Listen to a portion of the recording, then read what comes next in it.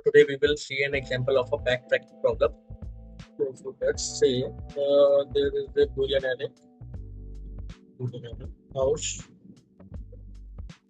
size equals to 4. Here, let's just take it.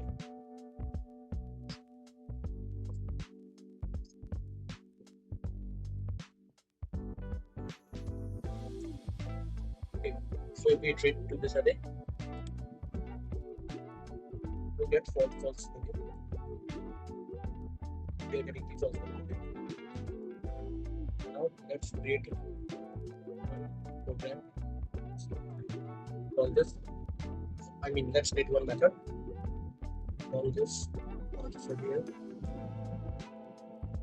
Okay, so here what we will do, we will like one by one, we will put here true. Like for the 0th index, it should be true. For the 1, 2, 3, 4, similarly for all index, the value should be true. Okay. So house dot back. If we reach to the end of the array, we just simply need to return. We just simply need to exit from the method. Now put the value here. Plus on that index I equals to 2. Now again call this I plus 1. Let's say now output. Hopefully we should get that like for all the index we should get the true value.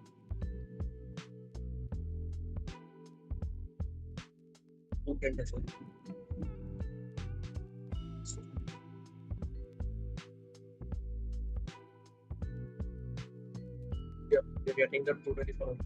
What if we place house of I equals to false?